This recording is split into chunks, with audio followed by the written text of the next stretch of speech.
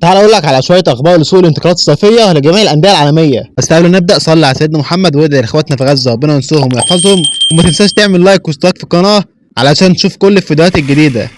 وعندنا 5 اخبار لسوق الانتقالات الصيفيه، وعناوين الاخبار: مدافع برشلونه بينتقل لاتلتيكو مدريد على سبيل الاعاره، وتفاصيل المفاوضات بين نابولي وتشيلسي بخصوص لوكاكو، وقائد برشلونه السابق بينتقل للدوري الايطالي، ولاعب الهلال السعودي بينتقل للدوري الايطالي، ولاعب برشلونه بيعود لمانشستر سيتي.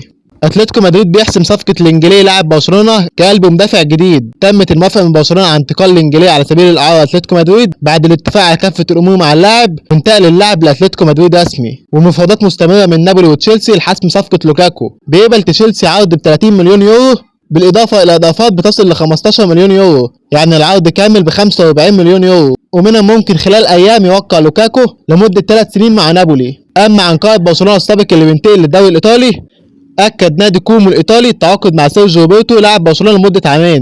ولاعب الهلال السعودي بينتقل للدوري الايطالي. سعود عبد الحميد الباك اليمين للهلال السعودي بيقترب من الانتقال لروما الايطالي بعد موافقه الهلال على رحيله، ومنهم منتظر ان يصل اللاعب لايطاليا خلال الساعات القادمه. ولاعب برشلونه الذي يعود لمانشستر سيتي، اعلن نادي مانشستر سيتي على موقعه الرسمي عن تعاقده مع اللاعب خط نص فريق برشلونه جوندوجان، وقال النادي في بيانه: أتم مانشستر سيتي صفقة إعادة التوقيع مع جوندوجان من برشلونة لمدة عام. وبيعود جوندوجان لمانشستر سيتي بعد الفترة الأولى الرائعة مع النادي اللي فاز بيها ب5 ألقاب الدوري الإنجليزي و2 كأس الاتحاد الإنجليزي و4 كؤوس رابطة ودوري الأبطال مرة واحدة. وشارك جوندوجان مع مانشستر سيتي في 304 ماتش وسجل 60 هدف. وأكد النادي الإنجليزي إن جوندوجان هيلبس رقم 19.